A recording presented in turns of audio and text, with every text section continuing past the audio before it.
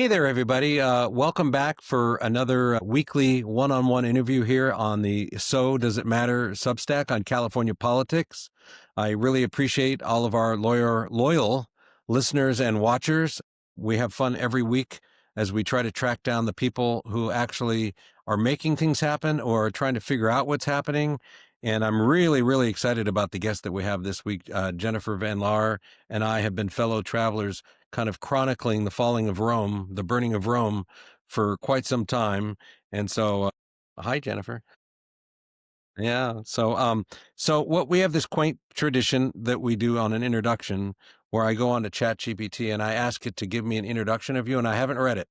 I have no Okay. idea what they're going to say about you. So we're going to read that in a minute. But before I do that, and anybody who watches this regularly knows that I just take a minute and say, you can help me and you can help Jennifer if you do three things.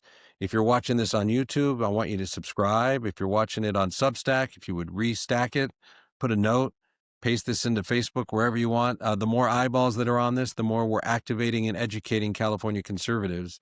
And while there are a lot of liberals in California, most people don't really realize that there are more Republicans in California than there are in any other state in the country. There's over 5 million of us stuck here being used and abused by Gavin Newsom and company. So with that, I'm going to put on my radio voice. Tonight, it says tonight, today, on So Does It Matter, we're joined by Jennifer Van Laar. I'm reading it, so I'm looking down here. A longtime, look at this, I didn't even know this, a longtime court reporter turned fearless political journalist, now serving as managing editor at RedState. Before entering the media world, Jennifer spent nearly 2 decades as a court reporter covering criminal and civil courts and sitting through more than 24 first-degree murder trials. The real-world courtroom experience gives her a rare depth and credibility in how she covers law, politics, and government today. She later earned her degree in international relations from Boston University, and today she is one of the most widely read conservative voices analyzing California politics and progressive power structures. As managing editor at RedState, Jennifer has broken major stories, exposed government overreach, and forced accountability on officials who assumed they would never be scrutinized. She is also a mother of 3, a proud grandmother, and a passionate sports fan. Los Angeles Dodgers fan, I'm adding. Jennifer Van Laar, welcome to So Does It Matter? I That think I need wasn't a too bad. copy of that. I'm going to use that for my speaker bio or something. Yeah, exactly. As my opportunity, I want to pay Jennifer a compliment because as somebody who works in kind of a similar vein, right, reporting on California politics, I'm constantly learning new things that are going on in California from reading Jennifer's work. Her contacts, her insight, her ability to take seemingly disparate things and piece them together with that aha moment is really a talent and something I really respect. So thank you very much for joining us. And Thank you. this is kind of the corruption show. Neither of Isn't us that are every corrupt, show of California? right? But we're going to cover it. So we got a few topics today, but we're going to start by talking about the controversy that struck California a couple of weeks ago when Governor Newsom's former chief of staff was, at least for all of us, out of the blue, suddenly indicted by the Federal Department of Justice on 17 criminal counts. I think it was Yeah, 17 criminal counts, a lot. and a lot, right? So, Jennifer, why don't you take a minute and kind of prime our readers on exactly, or watchers, on what's happening there and what happened? Well, there's a few different parts of it. The part that really got reported the most was the part having to do with Javier Becerra's chief of staff and another Sacramento consultant named Greg Campbell, where they conspired to basically embezzle $225,000 from Javier Becerra's state campaign account because he went off to be secretary of DHHS or DHS, whichever one, the health one, with Biden. HHS. Yes, HHS, with Biden. And so he had, I think, $2 million in his state campaign account, and he couldn't really do anything. It needed to just kind of sit because he couldn't, because of the Hatch Act, he couldn't do any campaign type activities as a cabinet member. So he was paying his chief of staff, or told his chief of staff, hey, find someone to just, look over this account while I'm in Washington. And the chief of staff, because he wasn't making as much as a federal employee, had this idea, oh, hey, I'm going to go to Dana Williamson and we're going to pay her $10,000 a month, but really it's going to come back to me and my wife so that I can go from coast to coast. And the other Greg Campbell guy kind of helped it go through a payroll process to end up in Sean McLean's account. So that was one part, but she also underreported her income. This is the part I found the most interesting, by like $1.7 million over 3 years. And if you followed the Hunter Biden scandal, that's basically what he was indicted for. And they were complaining, oh, no one ever gets criminally Right. charged for this. And but by the way, anybody hearing this is now processing the fact that somebody who just is an internal person in Sacramento politics. Think about what that means. Underreported your income by 1.7 million. At a minimum, it means you made 1.7 million and maybe didn't report any of it. So this is somebody making big, big money for what?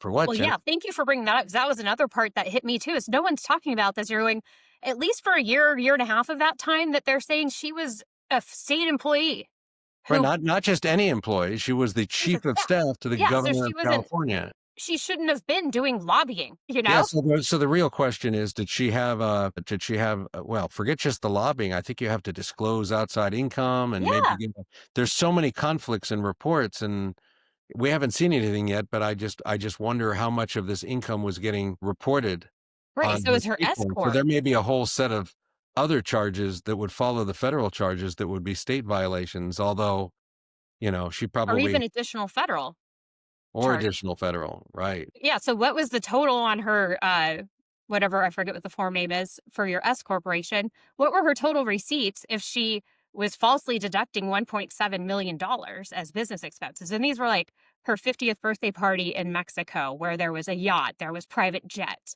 She had all kinds of designer Yeah, handbags. it was six figures Oh, for the yeah. I birthday think it's party. 170 grand. And then like Chanel badge, Chanel jewelry. I forget whichever because I don't And buy. you have to ask the next question, of course, which is who was at the birthday party? Yeah, it was her husband, because I know that they've been having Well, her domestic boss, issues. Oh, right? yeah, it could've Right? You just don't know, or other could've been one people of in the those times he disappeared to Mexico. yeah, well, there you go. Or maybe he was Heard lucky rumors and he was here. having maybe it overlapped the birthday dinner that Jason Kinney threw for him at the French Laundry, and he wasn't able to go. We'll have Yeah, to that's true. That's we'll true. see.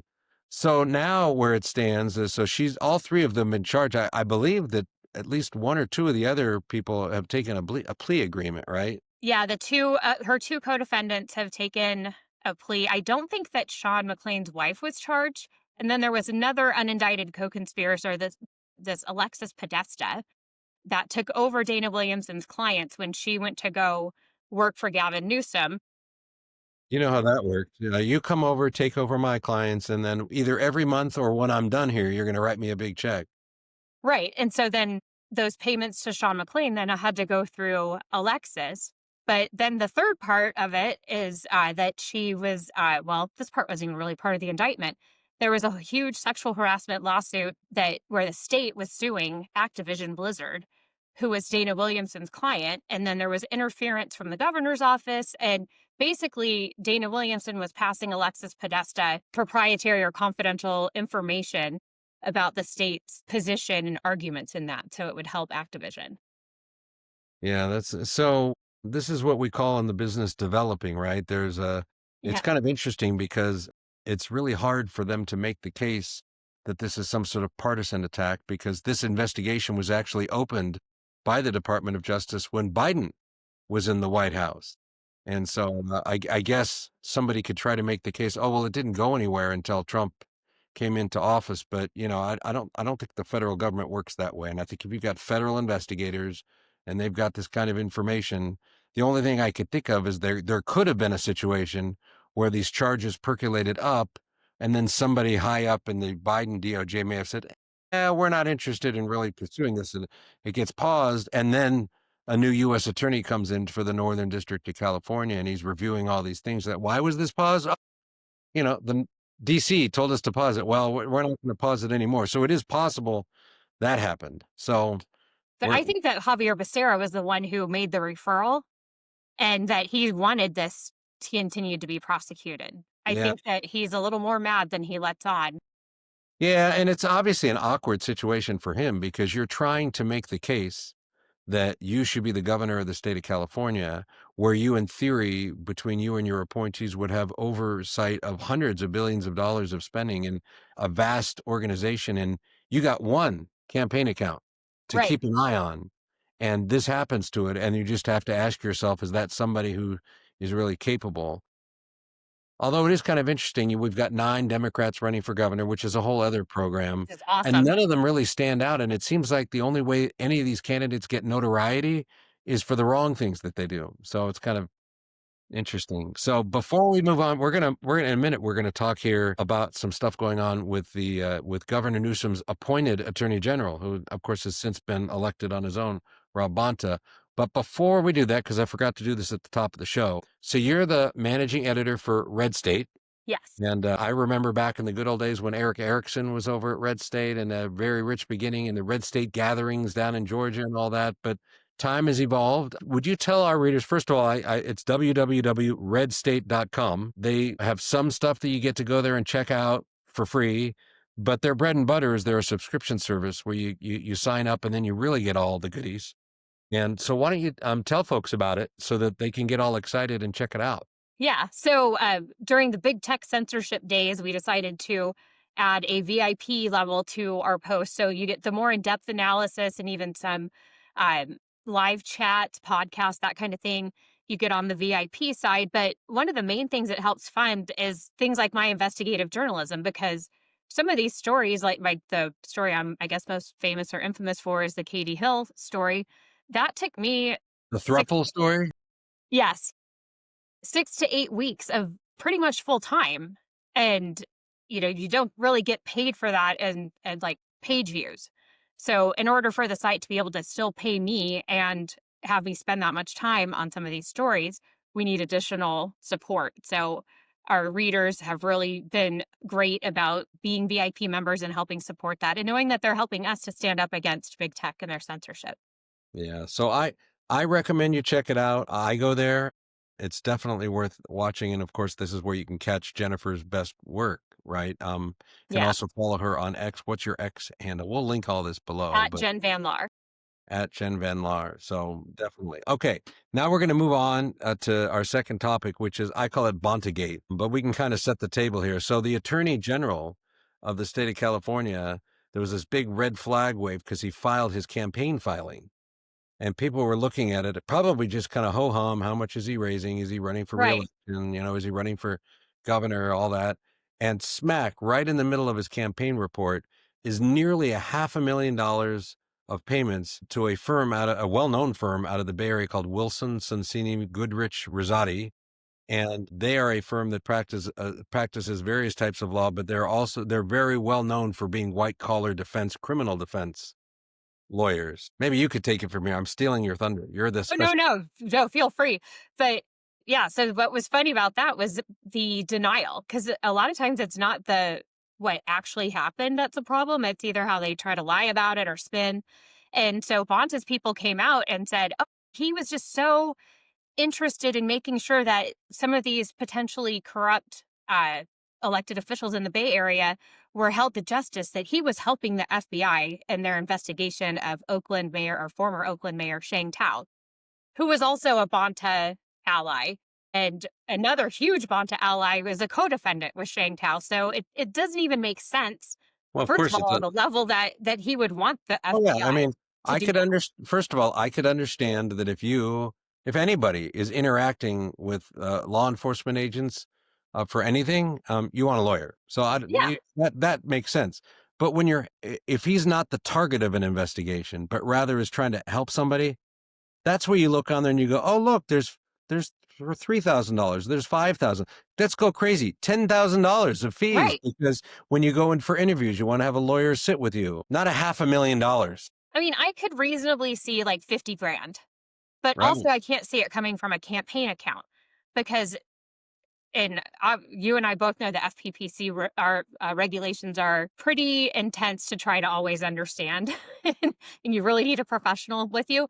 But I don't see how you can justify the campaign paying for these lawyers unless his campaign was being investigated. Right. Well, of course. And, I watched an interview with him that he conducted with Ashley Zavala up at KCRA TV. Shout out to Ashley. She's Yes, done a she's a great rock job. star. And uh, when she was talking to him, he kind of tried to justify it by saying, well, some of these attorneys, they get paid $1,000 an hour, $2,000 an hour. He maybe even said $3,000 an hour. I mean, these really exorbitant numbers. So I, of course, got on the phone and started talking to people who know what they're doing. And do you know who the attorneys are that are making that kind of money? These are top notch criminal defense. Well, they're specialists in their industry, but he's Yeah, not they hiring had an attorney who's somebody who's doing mergers and acquisitions, M&A law. He's, right, when you're hiring those attorneys at those rates, first of all, that's still a lot of hours for $500,000, right. but it means you're in with, maybe I could just be technical about it. You're in deep doo-doo.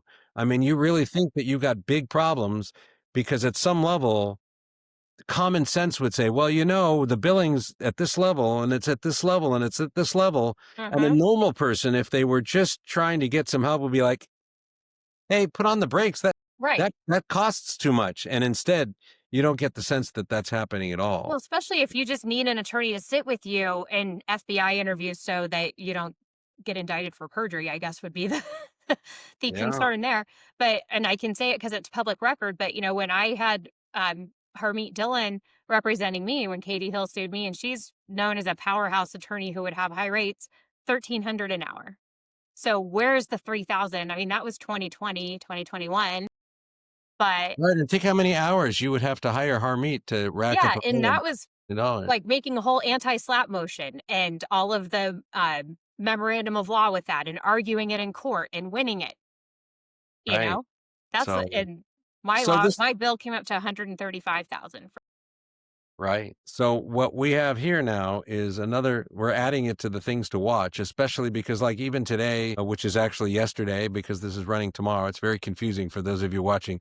Jennifer and I are actually talking at around 3:30 p.m. on Wednesday. We're time traveling. We're time traveling, but this will run tomorrow morning, Thursday. But I was reading in Politico today, and this big question: is Bonta going to run for governor or not? And there's a part of me that says, well, how in the hell do you run for governor if you've got $500,000 of white collar criminal defense legal bills and lots of questions swirling around and nobody knowing what's going on? And But then your all of a opponent sudden, is I Katie realized, Porter and Adam, or not Adam, Katie Porter and Swalwell. Then right? Well, I right? actually said maybe you need to have criminal problems to be qualified to run for governor as a Democrat in California. So, Yeah, if anyways, I this was is, Javier Becerra, I would be getting Bonta to run because then it just makes me look better. It diminishes my Dana Williamson and Sean McClain problem.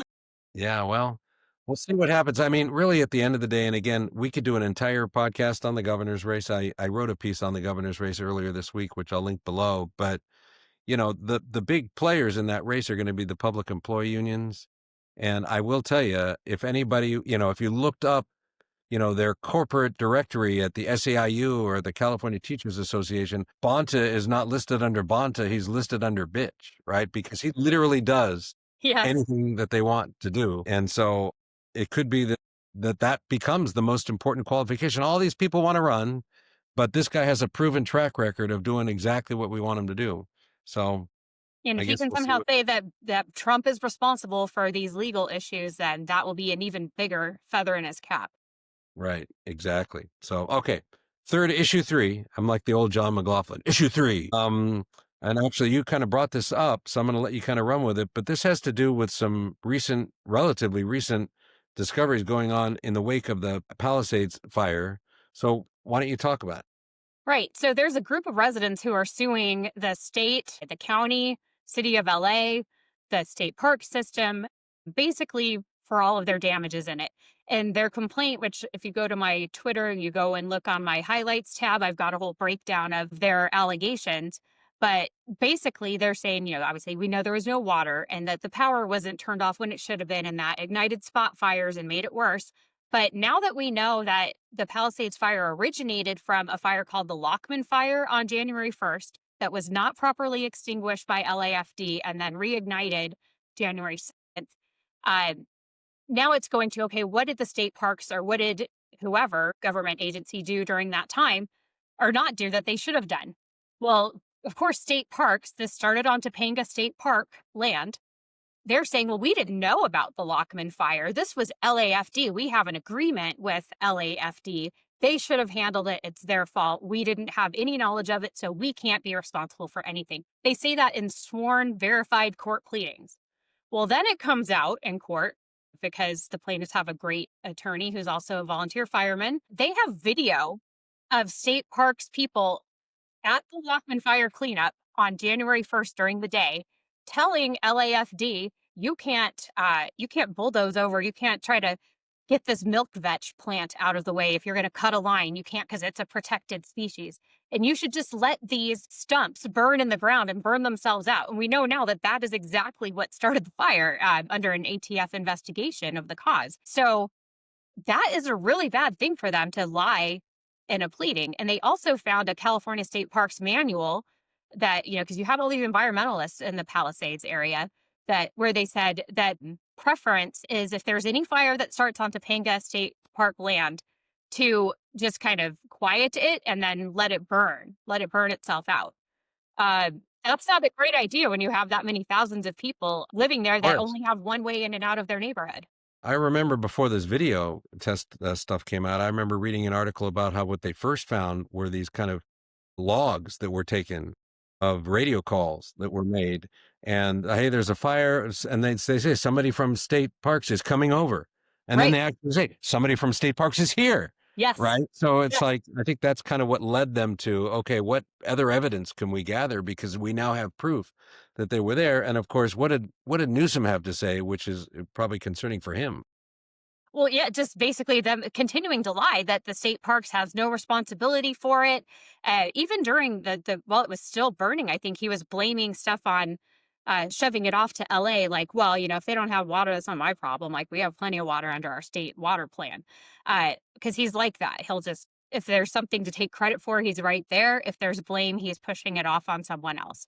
So that's a huge problem. But then for Karen Bass and LAFD, there's text messages with the firefighters who were there who were saying, I was feeling the ground when they were telling us to roll up our hoses that were done. The ground was still hot. There was still rocks that were hot to the touch and there was steam coming up. Obviously, you don't want to just leave that, or at least leave your hoses there so you can quickly get back to it if something happens. So I don't even know what the total estimate of damages is at this point for the lost housing, but it's obviously in the billions. And if the judge finds that they acted with malice or that they were just so completely negligent and that they could cause some really huge financial problems for the state and for the city of Los Angeles. Institutions which are just swimming in cash, not Right.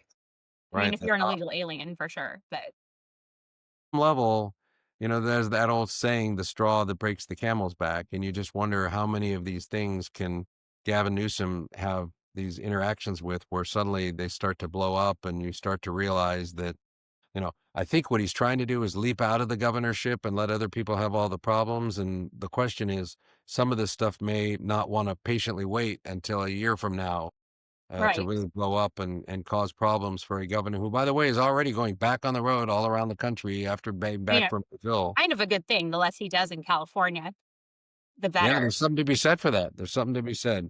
All right. Well, Jennifer, we're at the part of the program that I know you're nervous about. We kind of, in order for our watchers and listeners to get to know you a little better, not just the issues we're talking about, we do kind of this little lightning round, which we have fun with. Okay. So be prepared for it. So the first, and these are intended to be short answers. So you're not an attorney, so we might actually get them short. We'll Yeah. just see. So first question, what was the last book that you read? Big Intel by Michael Waller. J. How the Michael Waller, that guy? Yes, I've how heard the of him. FBI and the Matter of CIA. fact, I think is a old friend of mine. She's not old. She wouldn't want me to call her old, but a friend of mine, I think Longtime friend. is married to him. Wow. I don't really know him, but I know her from back in And my old Young I'm only American. halfway through the book though, because there's so many things I want to read. I'll read like 5 chapters of something and then forget about it for a few months. So, but that's the one that I've been currently going to. So it's pretty sobering, I take it. It is. All right. So next question for you. What's the last film you watched? And this can be streamed on TV or something like that, but Yeah, because I can't remember the last time I was in the movie theater. The last movie that I watched was The Family Plan 2 with Mark Wahlberg. It's on Apple. Was Other it than good? just Christmas movies that I watch a billion times a year, like non-Christmas movie would be that. All right. I want you to know, by the way, the most popular answers always tend to be kids' movies because people that I'm talking to find that most of their movie time are with children or grandchildren. Yes. But that's good. All right. So, your favorite American president of all time, with the caveat that Donald J. Trump is not available to be picked, not because he may not be the favorite president of all time, but we're trying to cause this program to have interesting answers, and it's really boring. You could just say the current president. I don't know how interesting this will be given that we're both California, but Ronald Reagan for me. Well, that makes sense. Aren't you a Simi Valley kid? I am. Right. So you grew up in the shadow of well, I don't know. Yeah, the Reagan Well, they Library. announced it when I was in high school, they announced, and I lived in the apartments that had just been built at the bottom of it when they announced it. So it looms larger than life there. So, okay, least favorite American president of all time. I think Jimmy Carter, I would say. I mean, I'm not a not a fan of some of FDR's things, but Jimmy Carter. One of my youngest memories, I was like 6 or 7 years old. I would run up to the TV and raspberry at the TV when he was talking. So it's been political for a long time. As your parents are trying to figure out whether today gas is for even numbered plates or odd numbered Yes, plates. I remember going to the gas station with them on those days. Exactly. All right.